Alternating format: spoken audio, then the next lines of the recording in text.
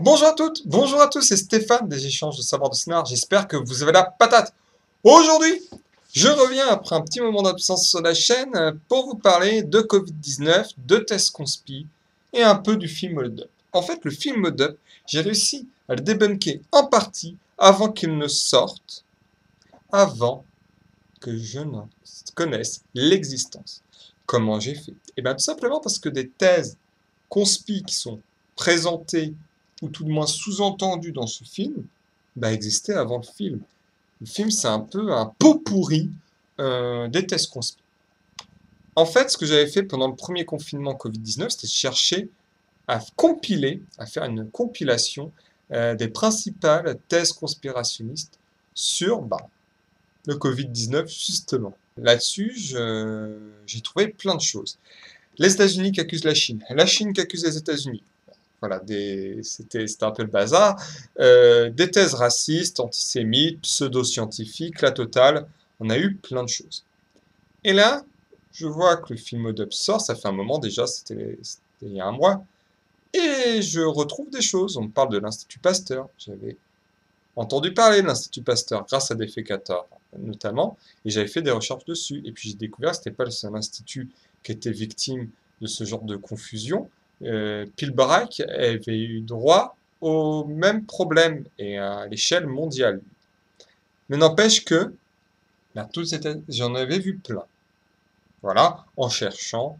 Et tout ça a été compilé sur le site de l'INRAE, Institut de recherche et d'études sur les radicalités. Alors, les radicalités, pour moi, c'est important de définir parce que ça peut vouloir dire plein de choses.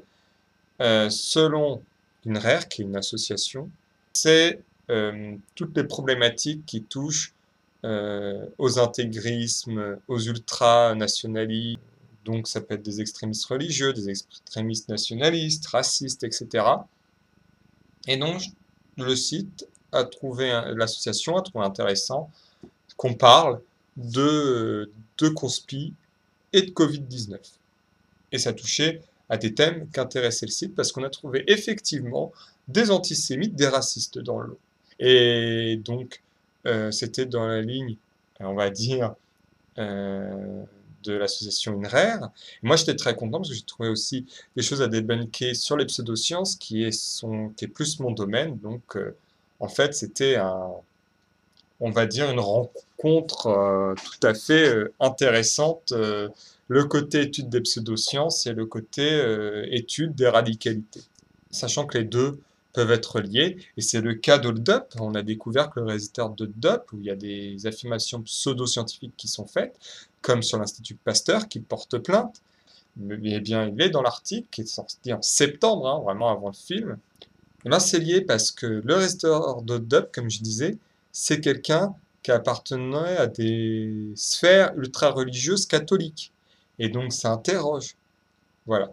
Et donc, surtout que j'ai vu des noms connus, comme Luc Montagnier, qui était déjà dans l'article, parce qu'il affirmait que c'était une souche qui était proche du sida, alors qu'à peu près les seuls points communs entre le SARS-CoV-2, donc responsable du Covid-19, et le VIH, c'était que c'était des rétrovirus. Il n'y a pas beaucoup plus de points communs que ça. Donc du coup, voilà. Luc Montagnier, qui a beau avoir le prix Nobel des choses surprenantes, on va dire, depuis des années, nous le savons. J'ai vu Silvano Trotta, que j'avais vu sur les réseaux sociaux de membres de groupes sceptiques, qui est quelqu'un qui croit que la Lune est artificielle et creuse et qui est lié au QAnon, un groupe euh, d'ultra-droite, ultra-religieuse, sectaire aux États-Unis, qui est parti des États-Unis. Il y a des interventions qui m'ont fait de la peine, il faut le dire, comme voir le naufrage de Monique Pinson-Charlot, ça me fait pas plaisir du tout.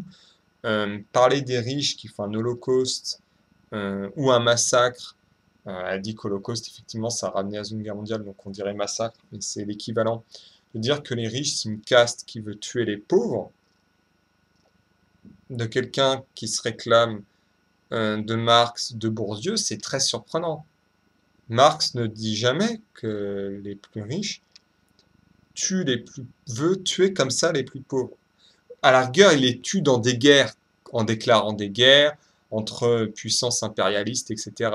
Mais des massacres comme ça n'a aucun sens. Et on va peut-être me demander pourquoi? Eh bien, parce que tout le capitalisme repose du fait qu'il y a besoin d'un prolétariat pour fonctionner, soit pour vendre sa force de travail ou pour consommer. Les capitalistes veulent des gens, en théorie, hein, des gens qui achètent des choses. Ça, vous le savez, c'est la consommation. On parle tout le temps de relancer la consommation dans les médias.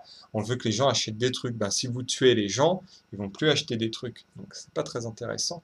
Et donc voilà, voir ce naufrage, c'est pas très plaisant, mais ce qu'elle raconte n'est pas très rationnel et ne correspond même pas à ce que racontent les figures dont elle se réclame. C'est un problème quand même. C'était aussi parce que je n'avais pas encore fait l'occasion de parler d'INRER sur cette chaîne, de faire la promotion du site, parce qu'il y a plein d'articles intéressants. Je fais la pub pour le mien en pure auto-promo, totalement honteuse cette auto-promo dont je plaisante. Mais effectivement, il y a un grand nombre d'articles sur ce site qui sont très intéressants. Il y a aussi des podcasts qui sont également très intéressants. Des articles sur les QAnon, hein, moi je passe vraiment très rapidement dessus, des articles qui en parlent vraiment en profondeur. Donc voilà, je crois que j'ai fait à peu près le tour de ce que je voulais vous dire. J'espère revenir bientôt avec Andersen, profiter des fêtes, peut-être pour revenir à la charge avec Andersen, parce que j'ai pas fini les adaptations. Il me reste évidemment le fameux conte le plus long, qui est aussi celui qui a eu le plus d'adaptations que j'ai vu. J'en ai vu 3, ce qui est déjà pas mal.